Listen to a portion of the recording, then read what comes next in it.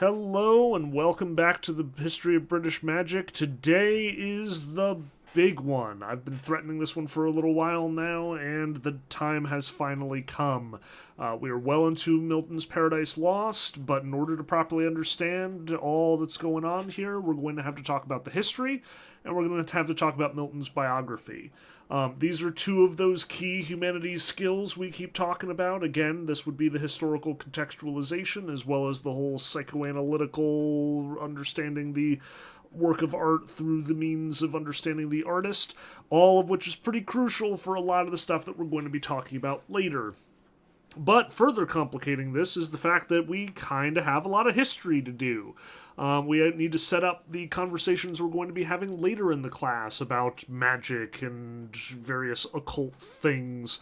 So this one is going to be a lot, and hopefully we can get it all done in pretty good time. But fortunately for us, we get to start someplace pretty familiar.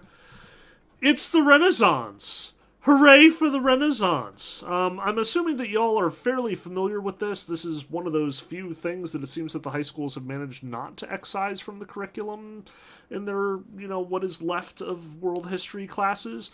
So I'm guessing that you know the Renaissance in general, which is good, because we really don't have the time to talk about it in any great detail. But yeah, this is an era of great innovation. It is a time when great architects are working, and it's a time when great artists are working. It is a time when the philosophy of Plato and Aristotle has been rediscovered and is being disseminated across the European world. The reason why we call it the Renaissance is because it is the rebirth. It's the classical world of Greece and Rome come back, and now we are going to celebrate these things instead of burying them under Christian theology. This is the era of humanism, where we appreciate and admire the human body, where we appreciate and admire the human existence, whether it's in fancy artwork that shows off all of the human characteristics, or in fancy sculpture that does the same, or in celebrating the philosophy and the history and all the stuff that we've done in our long years of history at this point. But again, I'm guessing that you know pretty much all of that stuff. But the one thing I do want to seriously remind you of is that the fact that all this Renaissance is brought to you by the Gutenberg printing press. Let us not forget that without the printing press, so much of what we associate with the Renaissance would just not be possible. The Gutenberg printing press has seriously transformed the way that we do books. If you do not like waiting months for monks to get back to you with the copy of that text that you wanted, well, lucky for you, the Gutenberg printing press can print off hundreds of copies of whatever work it is that you want to duplicate at relatively low cost and much faster in a single week instead of waiting months for a single copy. And this technology is just going to get better as time goes on. By the 17th century, when Milton is working, you can absolutely get thousands of copies of a single text in a single week. It is very streamlined, very effective, and this is a game changer. I cannot stress that for hundreds of years, people have said that this was the most important invention in the history of the European world, if not the world altogether, and it's kind of hard not to argue with this. This is on par with the internet as far as radically transforming our lives, radically transforming the dissemination of information, radically transforming the ease with which we can communicate with one another. Now, the printing press was a little slow to do that. I don't want to pretend in 1439 everything was slow and bad, and in 1441 everything was great and awesome. It is a process. And for the average European, they probably didn't notice that the Renaissance was happening until well after it was over, which we may very well end up talking about later. The Renaissance was mostly being enjoyed by middle-class people and rich people, which is a big deal because middle-class people being a thing is kind of a new development here in Europe. There are a whole bunch of independently wealthy people who have made their fortunes due to trading with other empires or over the Mediterranean Sea. people who have gotten wealthy from banking, people who are spending their money on secular stuff instead of just buying art for their cathedrals. This is a big deal, and yes, there's a lot going on here, but again, if you are not living in the major centers of the Renaissance, if you are not living in Florence and Venice, if you are not living in London, if you are not living in Paris, you might have missed this one. And it might be 1700 before you figure out that some really big world-changing stuff has been going on. Now, that said, there is one thing that is going to be influencing the lives of just about everybody, and it is kind of the dark side of this whole Renaissance printing press. So much widely available information is now being disseminated all over the place, and that is the Protestant Reformation. I gotta drive this one home because this is going to be a major part of our understanding of what's going on in England and especially what's going on with Milton. But here in the Renaissance, again, the big ticket with the printing press is that now you can, make some scientific discovery, print it, disseminate it to all the other scientists in Europe who are interested in your scientific discovery. They're going to copy your notes. They're going to work off of what you have learned, come up with new ideas, which they will disseminate via the printing press, wash, rinse, repeat until you have a full-fledged scientific revolution. This is how folks like Brunelleschi and Michelangelo and Leonardo and the other Ninja Turtles all managed to, share their ideas, improve their artistic capabilities, master linear perspective and the golden mean and all of the artistic techniques that are shown off during the Renaissance. But at the same time, as science and art and technology is being developed, theology is also being transformed. Martin Luther, quite famously, nails 95 complaints to the Catholic Church on the door of Wittenberg Cathedral, and at this point, the Catholic Church is not interested in hearing his complaints. Usually in this situation, the Catholic Church would be, hey, let's have a discussion, but the Catholic Church has been struggling lately because there have been a lot of people who have been throwing shade at the Catholics recently. There was this whole thing with, we had 3 popes at the same time, which was kind of awkward, and there was this other thing where it's like the Pope was basically being told what to do by the French king for about 100 years. So the Catholics are really sensitive right now, and they really don't need some upstart monk nailing 95 theses to the door of anything. Thank you very much. So they just excommunicate the shit out of Martin Luther, and Martin Luther's like, fine, I don't need you. I will make my own church, and it will be awesome.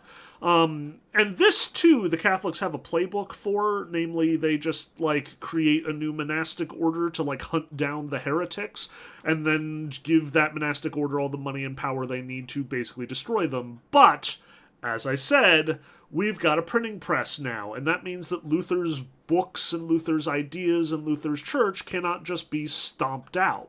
Also, the monastic sect that does get designed to combat the Protestant heresy, the Jesuits, get kind of Renaissance-y and end up very distracted by, literature and art and stuff, so they're not going to actually be all that interested in, stamping out heresy. It's complicated. The Catholics out there will know what I'm talking about, but again, Luther starts a revolution theologically, and because he is able to print his work and spread it so quickly, the Catholics can't stamp it out. Which means that there are going to be lots of other people reading Martin Luther's books and getting ideas of their own.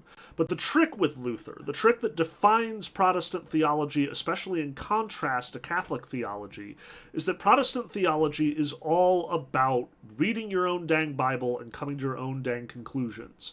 Martin Luther calls this sola scriptura. The only authority in the Protestant tradition is the scriptures itself, which is matched by sola fides, the belief that only faith is necessary in order to be saved, which is a real slap in the face to the Catholic Church, which very much acts as an authority above the Bible in the Catholic tradition, and the way that they, manage the lives of their constituents and, parishioners is by making them participate in a whole bunch of sacraments, like baptism, or like catechism, or marriage, or confession. So the Catholic Church is always in your business, and that's how they keep tabs on you. And Luther is saying, no, you don't need sacraments, and no, you don't need the church. You can just, pick up your own dang Bible, read it, come to your own conclusions, and that's faith. Now you're a Christian. Congratulations. And a whole bunch of people pick up on this and realize that they don't have to pay taxes to the Catholic Church anymore. Like, the Catholic Church is pretty insistent about taking 10% of your paychecks and squirreling it away to improve the church and support it and keep the priests fed, which, is all noble and stuff until, they're also accumulating giant piles of gold and art over at St. Peter's Basilica, which is making people a little suspicious. So all of these folks are like, if we just stopped being Catholic, we could, take all that land back from the monasteries, and we could stop, tithing land to the monasteries, and we could stop, losing all of our money to the Catholic Church. So a lot of politicians and a lot of kings and a lot of leaders of the European world are starting to think that this is a really good idea. Some of them are, in fact, theologically sound. Some of them are, in fact, moved by what Luther has to say and really do think that, there is need for new theology. Like, for example, our guy John Calvin here, who founds his own sort of Calvinist school of thought, writes his own book called The Divine Institutes, publishes that across the board, it gets super popular, and Calvin is still considered the father of a lot of contemporary Christian movements. He's kind of the mastermind behind the evangelical movement while we're at it. So if you are really mad about Christian nationalism, John Calvin has at least something to do with that. Not a whole lot, but he does have a couple of unguarded comments about how maybe God loves you if you have a nice bank account, which I imagine a lot of Christian nationalists would identify with. So Calvin's on the up and up. Again, he does believe what he's saying. He just says a couple of things that get taken out of context and get carried away a little bit. On the other hand, there's this bastard, King Henry VIII, who is very, very virile, you can tell, because of the way that he is framed here. And he totally can have kids whenever he wants to. He just doesn't, so shut up. Henry VIII has a problem, namely that his wife isn't producing offspring, which is definitely his wife's fault and definitely not his fault. So he needs a new wife, and the Pope is kind of preoccupied with the fact that Charles V is apparently invading Italy at the moment because, again, the Protestants are very uppity and do not want the Catholics around. So the Pope is no longer returning King Henry VIII's calls, so King Henry VIII decides he's going to just create his own church and give himself a divorce, because, why not? He is definitely in the category of opportunists seeing the Protestant Reformation as a way of kinda getting out of his responsibilities to the Catholic Church.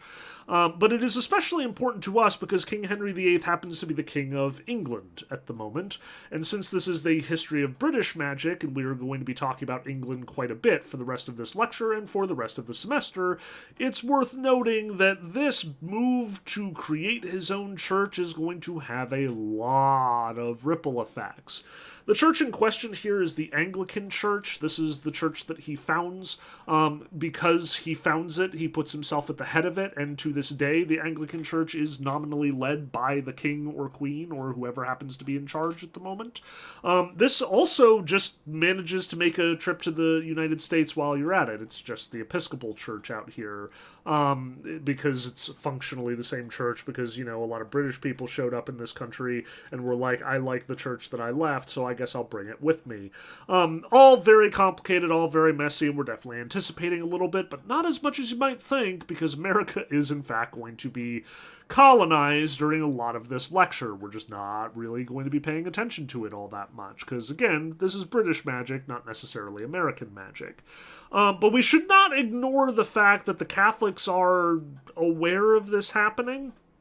They may not be able to stamp out Martin Luther's whole theological project, but they can fight back. Like I said, the Catholics have been kind of sensitive about people throwing shade on Catholicism for a little while now. And this is not really where the Inquisition starts. The Inquisition has been underway for probably at least 50 to 100 years by the time that the Protestant Reformation goes down. But the Inquisition absolutely goes into overdrive once the Protestant Reformation is underway. Now, we're not going to necessarily be looking at the Spanish Inquisition, which is where most of the greatest excesses of the Inquisition and most of the cruelty that you might be familiar with is taking place. But I do want to mention this, because it is important for context, that the Inquisition also extends to stamping out heresies of many other kinds. Again, Protestantism may be too big to stop at this point. Plus, the Catholics have always had kind of trouble managing the whole Germany situation ever since the whole Charlemagne, Holy Roman Empire business of the 11th and 12th centuries. But here it's gonna start looking like everybody is a potential threat to Catholicism. We made one mistake with Protestantism, we're not going to let it happen again. So folks like this guy, Galileo Galilei, who I'm guessing you also talked about in your high school history classes, also gets inquisited. And Galileo's theories, which suggest that actually the sun is the center of the universe and not the earth as previously discussed by, say, Ptolemy, also gets branded as a kind of a heresy, also means that they're going to come after Galileo, which means that Galileo is going to be put under house arrest for the last of his days. For what it's worth, as much as I know that we are all like pro-science and Galileo is a martyr here, I do want to stress that Galileo is also kind of a punk. Like, Copernicus made this suggestion years ago, was like, hey, what if, the sun was the center of the universe instead of the earth? Crazy idea, right? I'm gonna go die now, bye. Galileo would, camp out in front of, churches and temples and be like, the sun is totally the center of the universe! Copernicus said so! The math checks out! Also, nya. And, as much as the Catholics might look silly trying to, fight science, Galileo is kind of being a jerk about it. So, let's give everybody their due here. But I want to stress that as much as the Inquisition is out there fighting against the Protestant Reformation, fighting against various heresies cropping up, especially in Spain and France, the Catholic strongholds at this time, as much as they're picking fights with science, you might think that this is a little broad on the part of Catholicism. Guys, pick a lane, pick one group of heretics to fight against. But I want to stress here that it's not quite that simple. Here in the Renaissance, there's a lot of fuzziness about what all of these new disciplines are actually doing. We do not have the word science at this point. We are still using the term natural philosophy, which we inherited from Plato and Aristotle and so on and so forth. And as much as nowadays, in retrospect, we look back at the Renaissance and we're like, hey, Leonardo da Vinci and Galileo and Francis Bacon were doing science, and there were a bunch of other people who were doing magic and alchemy and weird stuff that's not science. It's the 16th century, folks. They don't know the difference. They don't have the names. We don't have categories for this. The scientific method has yet to be codified. So the church is not just fighting against the Protestant heresy. They're fighting against science because science is bound up with the Protestant heresy. Science is, at the end of the day, making claims about the world in the same way that the Protestants are making claims about the world. And all of these claims are, as far as the Catholic Church is concerned, theological. As recently as 150 years ago, Thomas Aquinas was writing his grand treatise on basically everything, the Summa Theologica, which was, yes, on theology, but was also very much interested in science, because again, up until this point, no one has bothered to distinguish the two. What the Bible says is presumably true, in the same way that what you observe about the growth of a tree is presumably true. So theology extends to how do trees grow, and what is knowledge, and how does human reproduction work. It's not as cut and dry as we have it today. We have all of our fancy academic disciplines now where you learn all kinds of, very nuanced, very specific things learned from a very specific perspective. That didn't exist in the 16th century. In the 16th century, the only academic disciplines that kind of really were distinguished from one another were philosophy, medicine, and mathematics, and maybe law, depending on who you talk to. These are kind of the fundamental disciplines. And things like astronomy, or theology, or indeed summoning demons, all kind of just blend into one another, fit into one of those categories, usually philosophy, and that's the size of it. You go to university, you learn all of the things. things, not just the one that you're going to turn into your major that you're hoping to get a job in. Here in the Renaissance, everyone is a Renaissance man, not just because it is the Renaissance and literally they're all living in the Renaissance, but because to pursue all of the disciplines was considered the only way to do academic scholarship. If you were going to learn to be a good businessman, chances are you were going to do that by studying philosophy and law and mathematics and all of these things. Now, the two images that I've pitted against one another here are actually definitely borrowed from Justin Sledge over at Esoterica. Obviously, the one on the left you've probably seen before. That's Leonardo da Vinci's famous Vitruvian Man, where he is, appreciating the golden mean of the human form and, mapping it according to the geometric principles of a square and of a circle. And, it's got this whole, hey, look, it's based on careful observation of human beings, and, he's making a composite of a whole bunch of measurements of a whole bunch of different models. Yay, science! Hooray, empiricism! This is Leonardo da Vinci doing what da Vinci does best, experimentation and scientific observation and the stuff that we will appreciate as science down the road. But over here, this is actually an illustration from one of Cornelius Agrippa's 3 books of occult philosophy, and notice that he is kind of doing the same thing here. The symbols are very different. If you recognize them, they are all astrological symbols. Over here is that's Mercury, that's Mars, that's Venus, that's the sun over here by that's the moon over here by the genitals, and that's the sun over here by the solar plexus. So yeah, you can map your fancy human drawing doodad onto squares and circles and make a mathematical point or something quasi-scientific, but again, science is many things here. Mapping it to a pentagram and putting it in a circle and mapping it to the astrological signs, also totally legitimate. Agrippa is definitely understanding human beings in a way surprisingly similar to Leonardo da Vinci with this image, but he is mapping them onto occult science rather than the science that we have accepted today.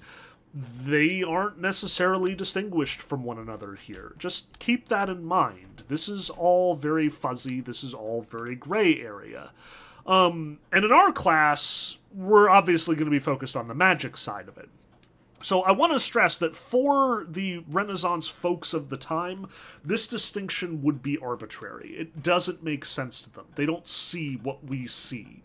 But I do want to talk about the things that are going to add up to magic here, in the same way that another class on history might very well end up focusing on the things that add up to science. So in our perspective, these things are distinct. When you study alchemy or the Kabbalah or, the numerology of someone like Agrippa or John Dee, we consign that to the realm of the esoteric and the occult. We assume that it has nothing to do with science. But I want to stress that for Agrippa, that distinction doesn't necessarily hold. He is doing philosophy, he is doing natural philosophy, at the same time as he is insisting upon ceremonial magic. In fact, at the time, there is a distinction between natural magic and ceremonial magic, and Agrippa is kind of trying to collapse the two, just to make the point that, again, all of this stuff is collapsible, all of these disciplines are interwoven with one another. It's messy, it's complicated.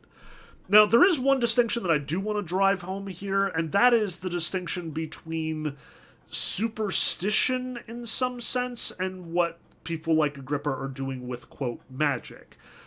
Because when we say magic, we, again, have a very vague notion of what that entails. Like in the you know it when you see it style of that judge who weighed in on pornography. We know that when you are driving a car, it's not magic, but when you are waving a wand in the air and making smoke come out of it, that is.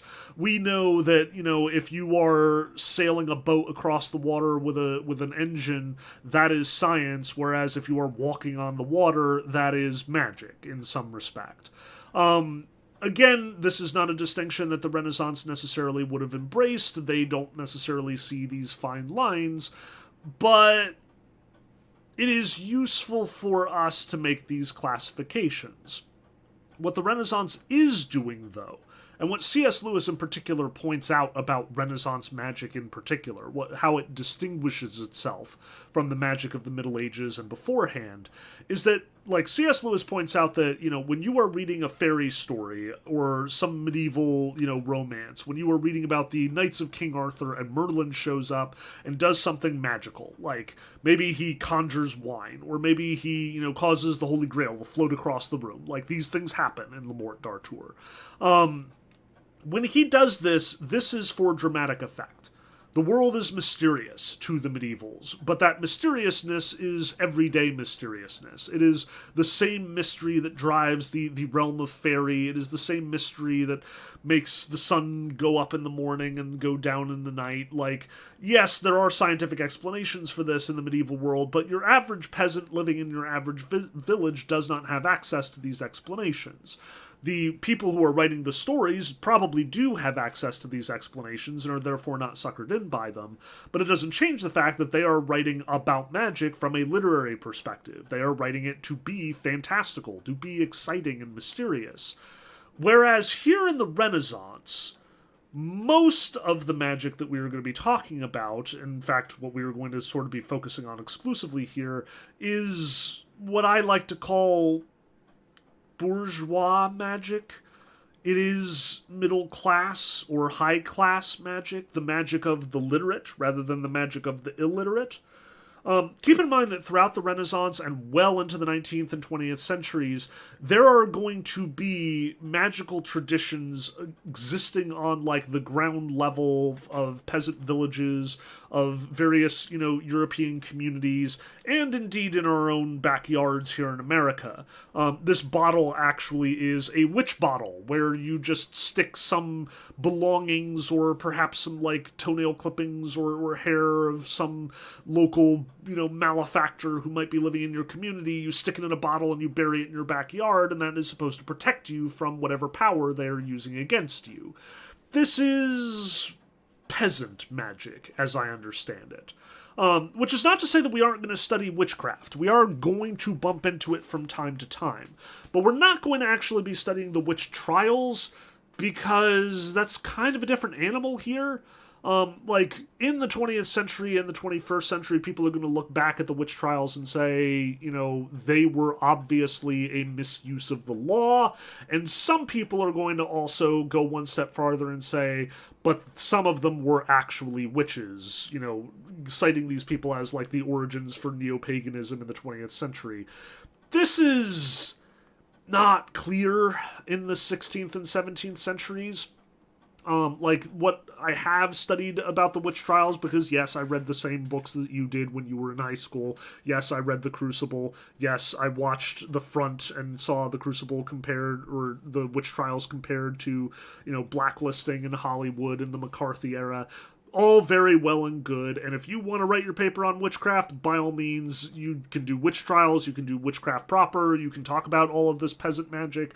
Be my guest. It's a pretty solid paper to write for this class. But what I want to stress is that that's not what I'm going to be focusing on. At least part of the reason why I'm not focused on it is because of that distinction that C.S. Lewis made. Again, something else is going on here in the Renaissance. Magic used to be something instinctive, literary, fantastical. Now it is something that you study and practice as an individual in the same way that you study and practice mathematics and philosophy and law. And in fact, this is kind of perfectly embodied in the story of Faust. Which becomes very popular as a consequence of both the Renaissance and the Reformation. In fact, the first Faust books were probably chapbooks circulated by followers of Martin Luther, followers of the new Protestant tradition that is coming out in Germany at this time. It's no accident that the Faust story originates in Germany. In theory, there was, in fact, an actual Faust guy who the history and the myth is all bound up with one another. But if you haven't heard, Faust is the guy who supposedly made a deal with the devil. Hence Mephistopheles here, outside of the summoning circle that Faust has created. This is very evident in Dr. Faustus, the Marlowe's play version of the story, which he publishes in the early 17th century, like he was a contemporary of Shakespeare's.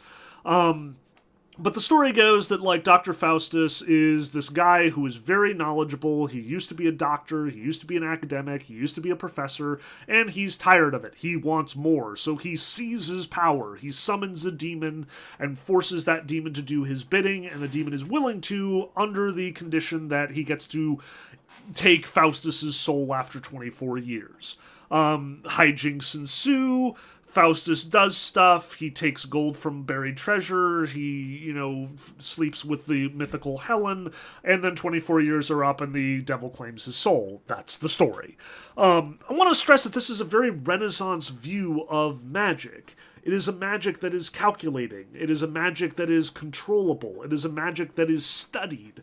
And it is a magic that is mastered. It is not something that comes naturally to a cunning man or a cunning woman. It is not something that, derives necessarily from a deal with the devil, like you see with the beliefs about witches' covens.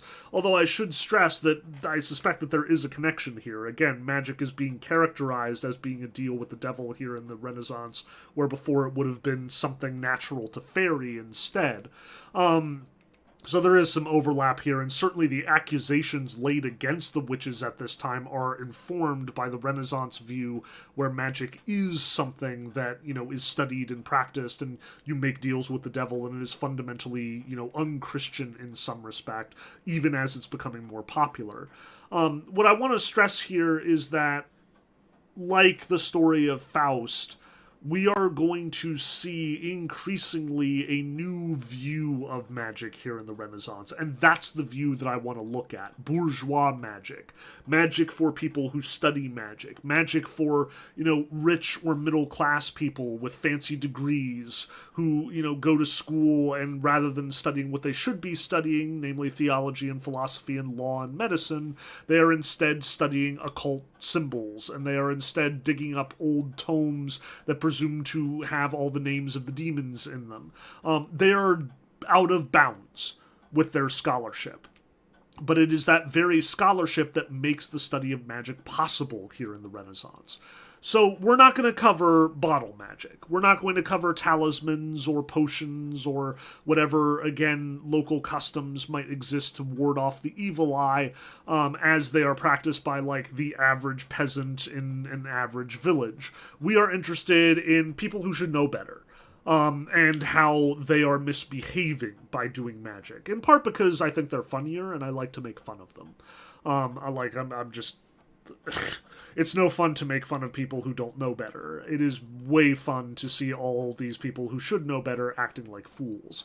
And again, the lines are going to be blurry here. As I said, they were going to black box whether or not this stuff is actually functional, whether or not it's actually real. What I want to stress is, again, there are two kinds of magic here. If you want us to study peasant magic, be my guest. You have my blessing. Write your paper on it. However, I'm going to be focusing on the more bourgeois magic of the likes of Dr. Faustus or Agrippa or John Dee or any of the folks we're going to be talking about in this class. Folks who are studied, folks who see magic as something that is studied rather than something that is just passed down from generation to generation or that exists in some sort of like quasi-collective unconscious where, these traditions and superstitions have been passed down for unknown generations. With that in mind, let's talk about some of the kinds of magic that you will see here in the Renaissance with these bourgeois magicians, and thus we can set the stage for talking about these magical practices as they develop going forward. First and foremost, names and numbers. We've been talking about names since we picked up Hesiod and the Theogony. Now is as good a time to drive that point home. We literally just got done with our Pseudepigraphica Day and our big Pokédex of demons in the Testament of Solomon. I want to stress that this has not gone away. In fact, the Testament of Solomon was probably a text that didn't get a whole lot of traffic back in the Middle Ages for whatever reason. The Seal of Solomon is a thing that you will find especially in Islamic culture during the Middle Ages, but the idea of there being a sort of magical practice to harness and control demons really doesn't get super popular until here in the Renaissance. And at this point it picks up like crazy. So you will have basically like incredibly complicated decoder rings that will teach you how to, compose the names of demons or angels so you can supplicate them and get them to do things for you or ask them questions.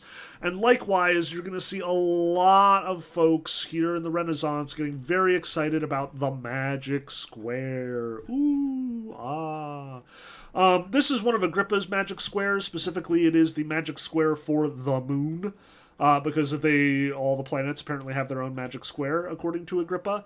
Notice, too, that all of the numbers, yes, this is a classic magic square where all the, if you, count them, either top to bottom or left to right, or maybe in other complicated patterns, you'll find that all the numbers add up to the same number or have the same value, or there are other sophisticated relationships.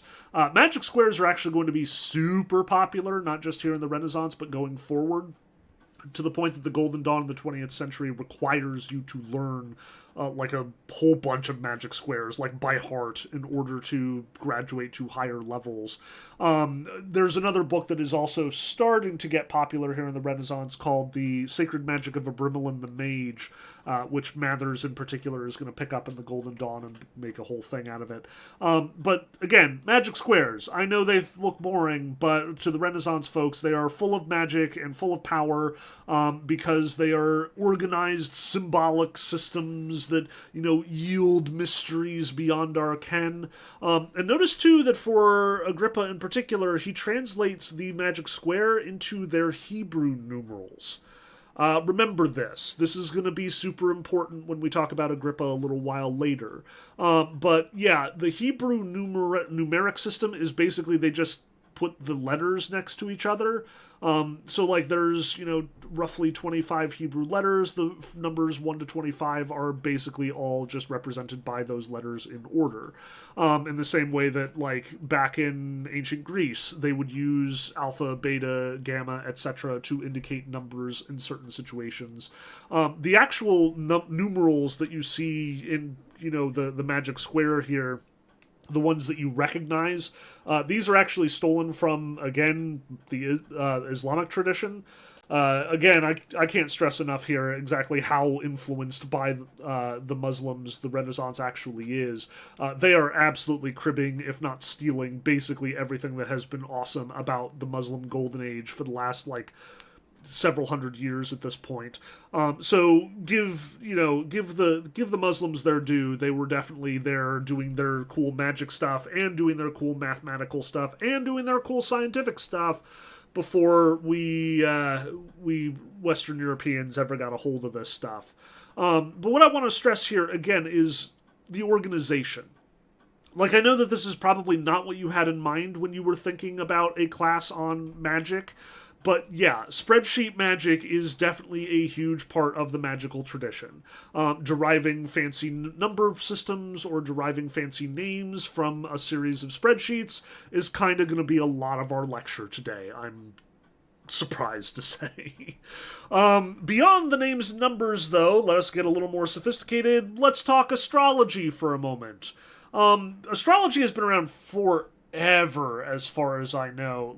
Again, there are definitely archaeologists working today who would argue that, Stonehenge and the pyramids at Giza all have great, connection to the astrological understanding of their respective cultures.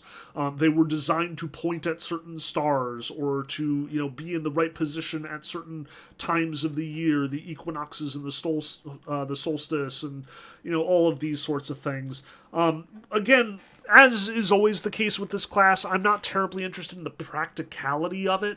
But if you are into your newspaper astrological readings and you believe that the star signs and the organization of the planets at the moment of your birth have outsized influence over the power of your destiny, you are not alone. This has been the case for basically all of recorded history in human history and probably a decent amount of the stuff that didn't get recorded. We were really into stars and have been really really into stars for a very long time. In fact, as much as, yes, the astrological section of your newspaper might be, the one... What am I talking about? There are no newspapers anymore. The sites that you visit, the websites that presume to tell you what your reading for today might be, as much as that does seem to be a very prominent part of internet culture, I gotta tell you, we are less in touch with the stars now than we ever have been, in part because we can't see them anymore. Like between pollution and light pollution in particular, the vast majority of human beings probably don't see the stars every night when they go to bed, which is not the way it was for basically all of human history prior to, say, 1900. The truth of the matter is, everyone was familiar with the stars because everyone understands sleeplessness. Quite a few people would be sleeping outside on a regular basis. So knowing how the stars work is a kind of fundamental survival skill of being a person through most of human history. And assuming that there were patterns between the particular orientation of certain stars, or looking up in the sky and being like, oh shit, what was that, is gonna be a way that we measure out our experience. It is going to be a way that we understand how fate and destiny and indeed the spiritual world works. Now, by the Renaissance, this is getting super complicated. Again, also stolen from the Muslims. Not kidding around here. Always goes back to the Muslims. But yes, the Renaissance is starting to systematize this in the way that, again, spreadsheet magic with numbers and names is systematizing these things. So this is very much kind of the origin of a lot of the, careful calculation of, the math underlying the astrological system. Additionally, remember, due to Copernicus and Galileo, we are now overthrowing that whole Ptolemaic system, which means that there's going to be a whole lot of work to do now that we're not entirely sure how the heavens work, now that we don't have to worry about retrograde motion or the sun as an individual sphere rotating around the earth anymore. There's going to be a lot of work to do, and there are going to be a lot of people eager to do it. But all this to say, again, astrology is going to be behind the scenes in a lot of our magical discussion. Divination of many sorts is kind of the key to what the magicians of this era are very interested in. Like, as much as summoning demons is often, a big deal for so many of the Renaissance magicians, I want to stress that usually, 9 times out of 10, the reason why you're summoning a demon is so they can give you information. The other 1 out of 10 times, it's so they can bring you buried treasure. I don't know what to tell you. It's very straightforward. People are just as greedy and shallow as they are now back in the Renaissance. But again, the names and numbers are designed to tell you information about those people with those names, or those angels, or to give you insights into the spiritual world. Astrology is the same way. It allows you to predict the future. It gives you the opportunity to, tell some king or something when is an auspicious time to invade another country. That's not abnormal. Magic, for most of human history, has been trying to figure out what the future is before anyone else does, so we can get an edge over the other guy. That's magic, boring as it is. But that said, let's talk about some less boring magic that doesn't have as much to do with divination. Let's talk alchemy for a moment. We've been bumping into alchemy here and there a little bit over the course of our entire discussion. I even mentioned that there were, some hints and discussion of alchemy in John Milton with Paradise Lost. How, he's talking about the ever-burning sulfur of hell, and he's trying to, make it make sense with the alchemical knowledge that he has. Alchemy has been around for hundreds of years at this point, and basically every court has their own alchemist. Heck, as David Tenier the Younger would point out, most small towns have their own alchemists, because, again, none of these are hard disciplines with hard barriers, so you better believe that your average alchemist probably also dabbles in creating potions to cure ailments. He's probably doubling as a doctor. He may very well be one of the few learned people in your town or in your, well, I'd hesitate to say village. Only the Dutch really can afford to have alchemists per village. But folks messing around with the various elements and trying to, create that magical philosopher's stone that harkens back to the prime matter of Plato and the Neoplatonists, this is still very much a thing. And in fact, most of what we understand today as chemistry is going to start here in alchemy. The barriers are, again, fairly unclear. Now, the alchemists, these are trade secrets. Knowledge about all of the various things that they can do with mercury and sulfur and, the distillation and the, complex processes by which they turn metals into gases, into liquids, into metals, into something else entirely. These are carefully encoded, which is also part of this whole process. Like, again, spreadsheet magic. The alchemists are absolutely doing lots of spreadsheet magic in their own way, insofar as they have elaborate codes and elaborate, cryptic systems where, they're annotating all of their findings in, their own personal code so no one can necessarily read them, or they're using their own symbols within the alchemical tradition, some of which we've seen before, in order to, keep this a trade secret and make it so, folks not introduced into alchemy via the master-apprentice system can't just break in on their own. Keep in mind, too, that the goal of alchemy is kind of twofold here in the Renaissance in particular. As much as, yes, we are hoping to get, crazy filthy rich by, being able to turn lead into gold, really, a lot of what the alchemists are more preoccupied with is much more noble. They think that by purifying these elements and controlling this complex business of matter, they're also purifying themselves. Again, as is always the case, as above, so below.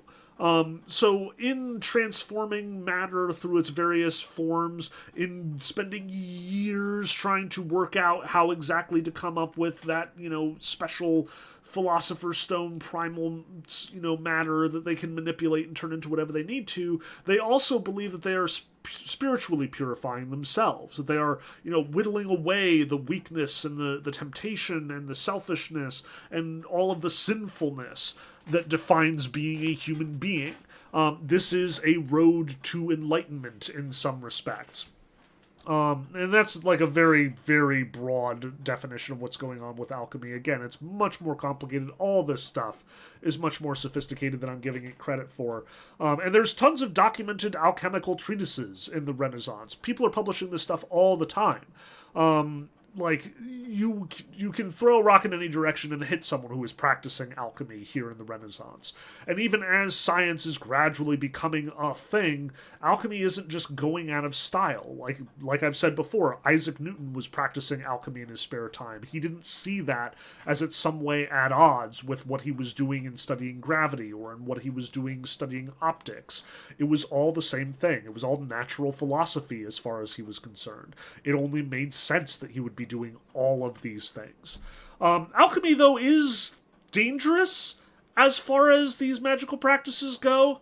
Alchemists are also kind of famous for blowing up their workshops. Again, they're handling a whole lot of sulfur, and they're handling a whole lot of fairly volatile materials. I imagine there would be quite a few who sort of accidentally invented gunpowder and then blew themselves up. As well as just run-of-the-mill, I caught my whole place on fire because, I didn't put the flame low enough, or I, was literally leaving it going for an entire year, and, some part of the process of restoring the flame just backfired on me. Again, they're doing some really crazy stuff, and I want to stress, for long periods of time, not everyone has the wherewithal or the fastidiousness to keep that going and not set themselves on fire. So yeah, alchemy is not one that we're going to run into very often going forward in this class, although you will find that its interactions with the likes of astrology and the other disciplines we're talking about are going to come up from time to time. The most obvious of which is Hermetic philosophy. Hooray! It's finally time to talk about Hermes Trismegistus. So Hermes Trismegistus is apparently this guy who was writing some sort of occult philosophical treatises way back in the ancient world, again, right around the fall of the Roman Empire. It is not clear how much any of this is legit. Additionally, this is all caught up with the fact that Hermes Trismegistus was also deified, that everyone kind of figured out in the latter part of the Roman Empire that Hermes, the Greek god of, thieves and invention and, transporting dead people to the underworld, was probably the same god as Mercury, who was the Roman god of thieves and transporting people to the underworld and invention and all those stuff. And also, both of them seemed awful close to Thoth, who was the Egyptian god of invention and transporting people to the underworld. So people came up with this conclusion that this one god had all three characters. Like, this is why it's called Trimegistus, the three-faced Hermes, in some respect. So Hermes is associated with all of this stuff, and he becomes kind of the patron god of alchemy. The earliest forms of alchemy, the earliest secret knowledges that existed, there were apparently secret societies, which, wait for it, we'll get to it, surrounding Hermes Trismegistus. And like I said, there are apparently publications that this guy apparently wrote. Things that sort of circulated in monasteries or were buried for many years, the most important of which is apparently this emerald tablet of Hermes Trismegistus, which is, again, extremely cryptic, and no one is sure if such a thing ever actually existed, but it is supposedly recorded in things like the Corpus Hermeticum, here given to us by Ficino, that basically the fundamental principle of the entirety of Hermetic philosophy is the one that I keep repeating, the as above, so below, or as below, so above, depending on how you want to reinterpret it. There are Gnostic vibes here, there's Manichaean vibes here, again, there's this whole secret knowledge thing that we have been talking about over and over again. Like, it would be really easy to sort of talk about Hermetic philosophy in the same breath as a lot of the things that we talked about on Pseudepigraphica and Apocrypha Day, with the one major exception that none of it is reliable. Like, from a scholarly standpoint, we can't date, like, any of the Hermetic philosophy stuff very far in the past, as far as I understand. Like, it is a thing, people are talking about it, like, people are certainly observing and identifying the three-personed Hermes, as, you know, early as the late Roman Empire. But it doesn't change the fact that all of the texts that are really crucial for Renaissance artists and Renaissance alchemists and Renaissance practitioners of Hermetic philosophy probably were written in the Renaissance. Again, Ficino is one of the clear examples. He is borrowing what he thinks is an ancient text, or what he is pretending is an ancient text. It's complicated, it's messy, I don't know that much about it. What I know is that it is probably at its peak here in the Renaissance, rather than back in, you know, the 4th or 5th century CE, back when it was supposedly being practiced by the ancients. It will get a resurgence. We will see Hermetic philosophers becoming a thing again, especially in the late 19th century, which will kick off our whole discussion of the 20th century magical thing. But for now, you should be aware that this is a thing and this is roughly what's going on. You will see certain characteristics of Hermes Trismegistus running around. First and foremost, you will see that symbol of Mercury all over the place, which again is one of the alchemical symbols. Mercury is the other name for Quicksilver, i.e. the metal that is also a liquid, which is often used to, like, boil down or break down other metals. You will also frequently see Hermes running around with his caduceus, the staff with the snakes on it, which is a symbol of medicine. Again, this wasn't necessarily originally Hermes' whole thing, but he kind of got attached to it between the combination of, like, the Hippocratic tradition and the Trismegistus tradition, so on and so forth. The caduceus is a symbol of wisdom, frequently a symbol of health. This has become the symbol of, like, the American Doctors Association. It's a thing. So, at any rate, yes, all of this is connected to alchemy. Yes, all of this is connected to medicine. Yes, all of this is connected to philosophy. And yes, all of this is connected to the secret societies and the occult. It's all connected to each other, as always. But moving on, let's talk about some of the more crazy magical stuff that we want to talk about in here. We need to talk about the Kabbalah. It's going to become such a big deal in this class. Everyone's going to be studying it. Everyone's going to be practicing it. It's a big deal. The Kabbalic tradition probably is super ancient. Like, it almost certainly derives from Jewish mysticism, and then it sort of got adopted by Christian mystics. But here in the Renaissance, it is sort of elevated from being like a, you know, backwater mystical tradition into a system for divination. Again, it's all about information here, and the Kabbalah in particular is supposed to be kind of a map of God, effectively. You will see this discussed in more detail later on in the class. The entire structure of Alan Moore's Promethea is actually built around the Kabbalah and the various roots from one Kabbalic Sephira to another. And this is often mapped onto magic as well. Like, the theory of the Kabbalah is that way down here at the bottom is Malkuth, the earth. And it is the lowest form of God's creation. But up here is Keter, which is like God's creative identity in some respect, like one step removed from God himself or identical to God himself, depending on who you talk to. And the tree of life, as it's presented here, all of the Sephira in turn connecting to one another, are at the end of the day how God's energy or creative power flows into the world. It is the various, identities and perspectives that are adopted. And all of them have, greater representational force. So over here, here's Hesed, this would be Geburah. Geburah is often associated with a kind of passionate creativity, often paired with violence and a lack of restraint. This is one of the characteristics of God's creative work. It is one of the qualities that flow down into the earth. There are huge numbers of associations here, and again, because it is a Hebrew tradition, it gets especially popular for reasons that we'll talk about with Agrippa and with John Dee and with lots of later scholars down the road. It is absolutely coming into its own here in the Renaissance, and we are going to see this symbology fairly often.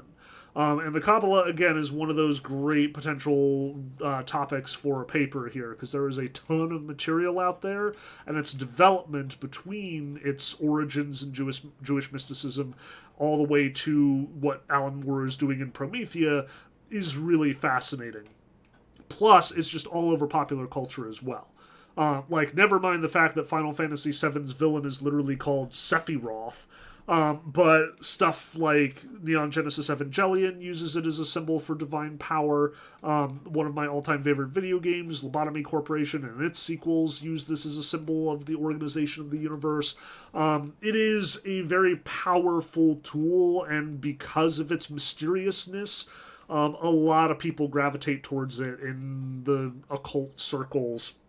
So yeah, we'll be seeing a lot more of the Kabbalah. Try to remember this symbol or basic structure of the Tree of Life. It will recur over and over.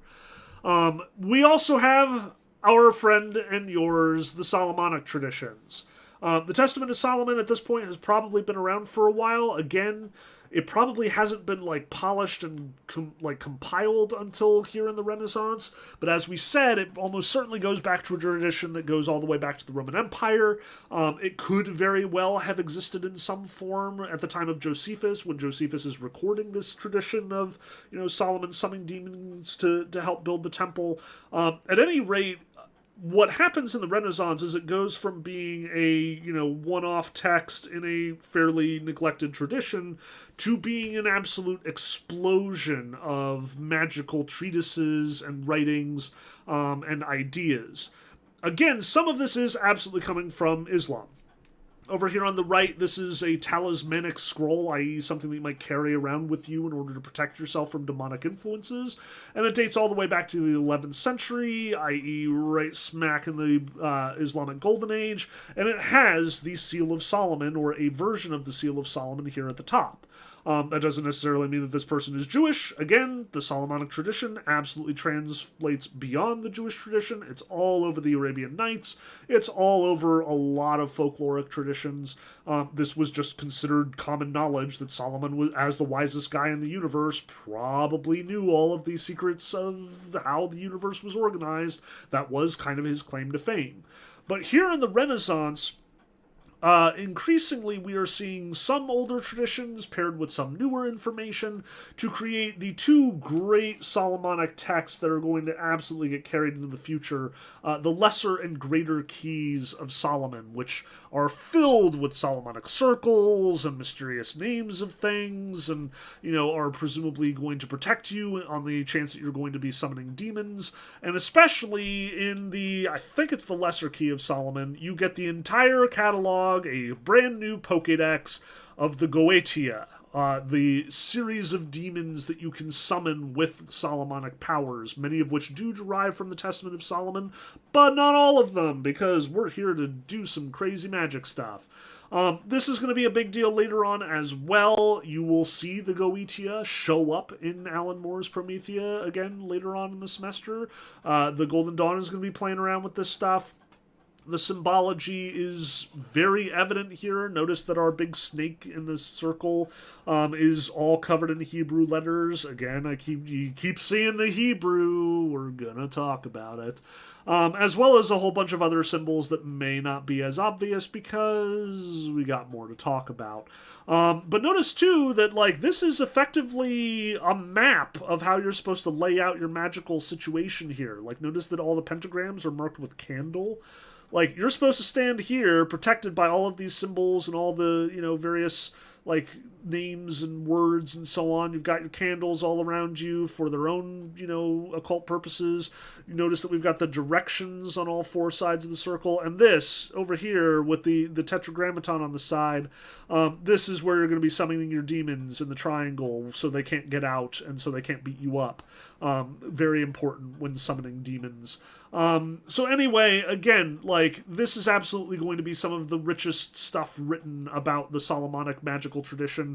There's going to be a whole long tradition of demon summoning and a whole long set of catalogs of demons in some ways deriving from the Testament of Solomon, in some ways being innovated upon with the Lesser and Greater Keys here. So yeah, this is absolutely a part of what is understood to be magical practice. Again, remember that Faustus is summoning a demon. This is probably the way that he is doing it in all likelihood, or at least this is what, anyone informed in the world of the occult and magic would assume that he is. And for those of you who believe that Faust was a real person and really did summon demons, presumably you're yeah, he probably read the same books that I did. Which brings us to you and your friends, the secret societies. We are not going to get too deep into conspiracy theories here, but we're definitely going to bump into them. And yes, they're in the same neighborhood. Yes, conspiracy theories often include a discussion of who do you think is practicing magic at any given moment. But more than that, a lot of the conspiracy theories come out of actual secret societies that did in fact exist. Again, you're probably familiar with the Illuminati. We are not there yet. The Illuminati doesn't show up until the 18th century and late, and they're really not as scary as you might think. They're basically a frat house that gets a little out of control. But here in the Renaissance, we have some secret society traditions that are relevant to our discussion, and we are creating some secret society traditions that are definitely going to be relevant to our discussion. So one of the secret societies you may be familiar with are the Knights Templar, who were a fraternal order of knights that were especially active during the Crusades. They were approved of by the Catholic Church right up until the point that they weren't. And at the time that they weren't, and probably around the 13th or 14th centuries, there emerged a whole long list of reasons why they were not trustworthy and why they were possibly heretics, most of which revolved around the fact that they were apparently worshipping a demon by the name of Baphomet, and maybe also a disembodied head that they found somewhere during the Crusades, probably on the Temple Mount. These guys actually did have their base of operations in Jerusalem on the Temple Mount, which, tells you how much of a big deal they were back in the 13th century. But it doesn't change the fact that they kind of fell out of favor real fast when it seemed that they were starting to make power plays against some of the other Catholic Church and some of its practices. The Knights Templar were dissolved and disbanded, and there is no reason to think that they did in fact survive beyond that, except for the very obvious fact that everyone does know that they did get sort of wrapped into an Order of Christ that then was sort of wrapped into the Knights Hospitaliers, which is a whole thing. So some would definitely argue that the Knights Templar have still been active into the Renaissance and beyond. I mean, heck, Assassin's Creed continues to think that the Knights Templar are alive and well today. Probably not. But keep in mind that there is precedent for these secret societies. Here was a bunch of dudes who were hanging out together, had secret symbols, possibly were worshipping demons, because, why not? And basically were kind of doing this all without anybody noticing and accumulating power and possibly engaging in conspiracies. It was a whole thing. This is their symbol, by the way. Like, I know that everyone is used to seeing, like, the big red cross, which is also a thing. Like, it was very much the emblazoned on their shields and such. But you can definitely recognize the Knights Templar because, at least when they were originally founded, the plan was that they were going to be a mendicant order, i.e. they weren't going to be rich and powerful, and so they were so poor that they had to ride two to a horse. Just remember how things change. Like, our original version of the Knights Templar was, oh, people so poor they have to sit two to a horse, radically turns into the conspiracy that is worshipping Baphomet, like occupying Jerusalem and basically taking over the medieval world. What we should mention for the Renaissance, though, is the beginning of the Society of the Rosicrucians. Apparently, a bunch of dudes in the 17th century just started sending out pamphlets saying, hey guys, we made a secret society. Which is the dumbest way to make a secret society. Like, are you kidding? Like, you're going to start by broadcasting it to everyone? But anyway, nobody's even sure if this actually was a thing. Like, it seems like half of these pamphlets were basically just, like, people just making shit up. Again, we have printing press. We can just print whatever we want to now, I guess. So, apparently the Rosicrucians were a secret society devoted to this guy, Rosicrucius or Rosicrance, who apparently was kind of a saint and performed a whole bunch of miracles and a whole bunch of prophecies and passed on his wisdom to a select group of no more than 8 people. And these 8 people were charged to keep the society going and keep it at 8 people, so every time someone died, one person would immediately take over from them. Like, you would have one master and one apprentice for each of these 8 people, and that was the whole of the Rosicrucian society. That was it. Supposedly they had secret knowledge, supposedly they had insights into the spiritual order. Again, these things very much bleed into one another. The Rosicrucians apparently had spiritual contacts and were able to divine them. This is also an era where necromancy is a big thing.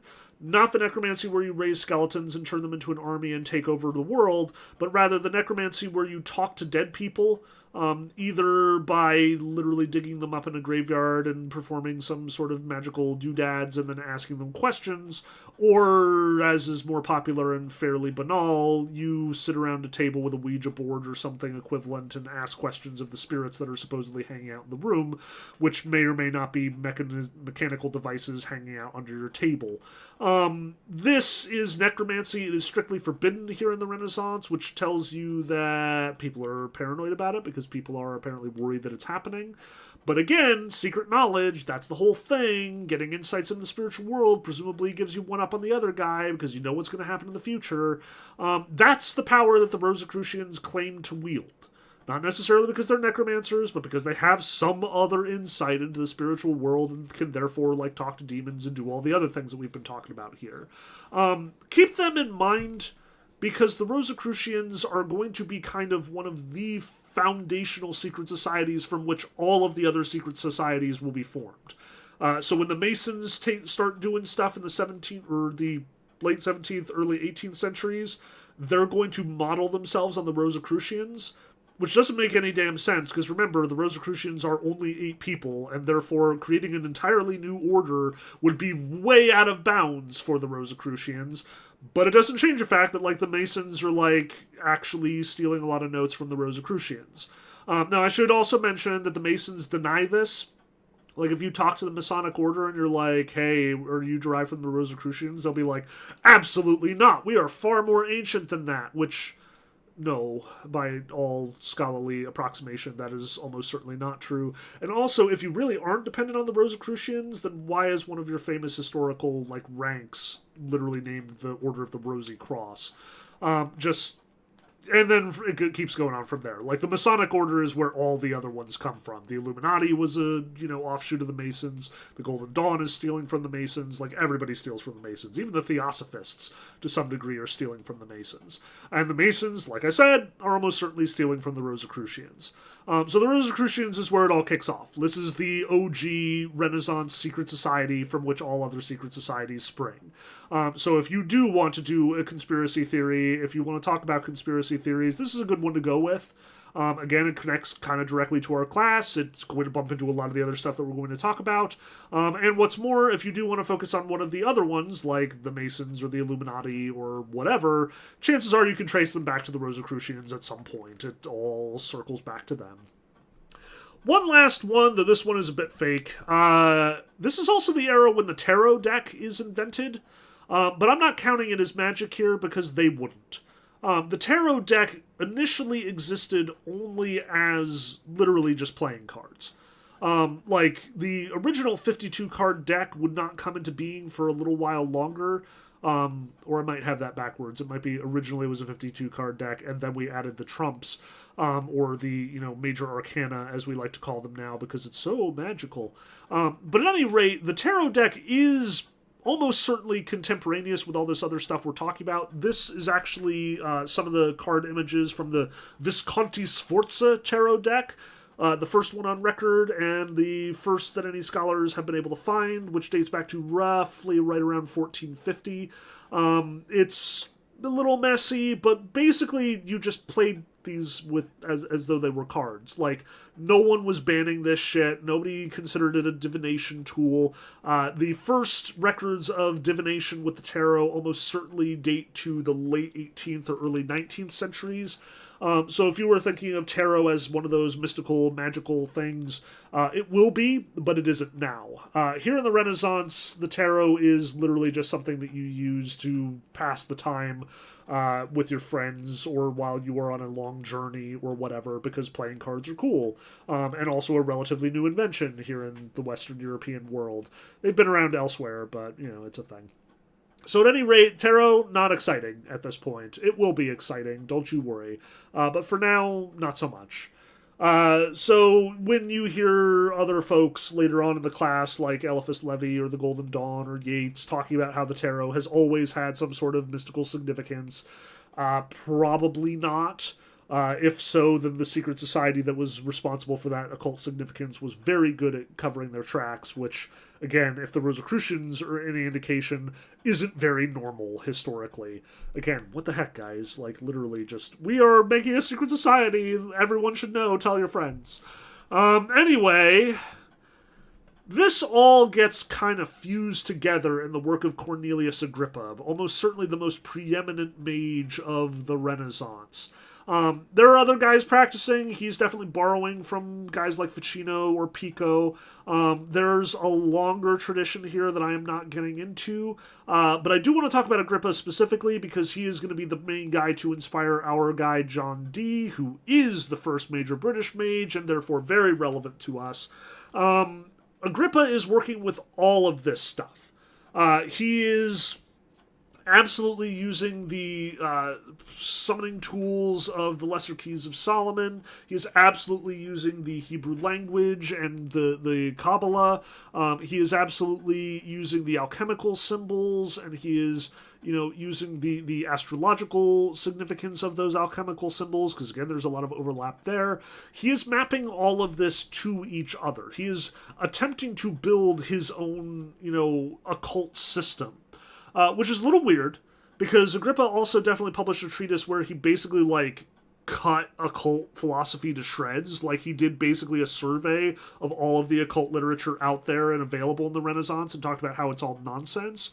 And then apparently just turned around and was like, so here's how you really do it. And then proceeded to create, the 3 books of occult philosophy, which will then be basically like the Summa Occultica, the Summa Magica, the fundamental text that everyone is going to be using for generations to come. Agrippa is a huge deal, in short. And what Agrippa is doing is, again, something that's very typical of all of these magical traditions, and not necessarily like something that he invented, but he is certainly doing it on a bigger scale than anyone. He is the great syncretist. Again, if the universe is organized according to these occult principles, and if there are so many competing occult systems, one of the things that basically anyone familiar with magical systems is going to do is try and make all those systems feed into each other, make them all map onto the same place. If it's one truth and a zillion systems, then presumably these zillion systems can be used interchangeably. Let's map them onto one another. Let us use them in order to concoct new names, in order to concoct new numerological significances. And Agrippa in particular seems to be chasing after the language that God used to create the universe. We've talked about this. Again, we talked about names. We talked about, the prime matter stuff.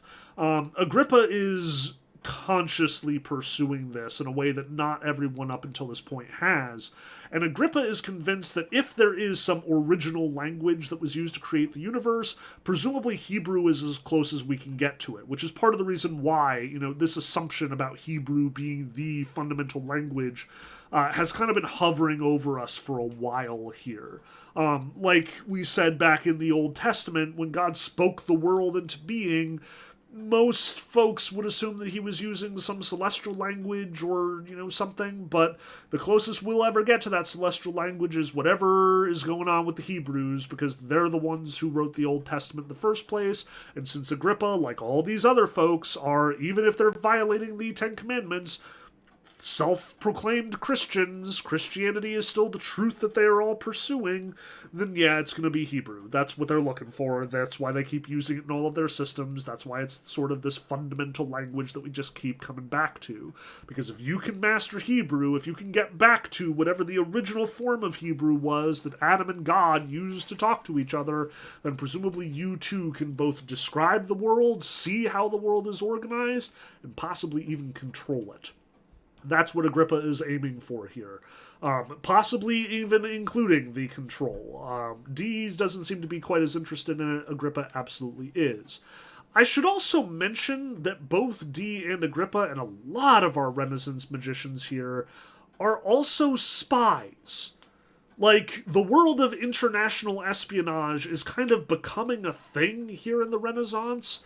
Up until this point, there really isn't that much sophistication to try and penetrate into the secrets of, like having one person in, your opponent's court or sending out scouts to ascertain the position of the enemy is all the information you need to know, thank you very much. Here in the world of high finance and complex mercantile interests and, politicking and just everything that's going on in Renaissance Italy, there is a very great need for having someone who speaks many languages and knows lots of stuff about science and, knows how to do math and knows how to create codes. It is very important for those people to exist in your court so they can, figure stuff out and break the other codes and do counterintelligence and, talk to each other and build networks of spies. And like I said, with everything else in the Renaissance, all these disciplines are always interpenetrating with one another. There's no hard lines here. If you are seeking hidden information, then presumably being a spy and being a diviner and summoning a demon to tell you what's going on are all in the same boat here. We are all doing the same work. So again, Agrippa and Dee both are spies, both are selling their services effectively while using the money that they make in order to pursue their own personal projects like making the perfect language that allows you to understand the universe, as in the case of Agrippa here. But that brings us to Renaissance England.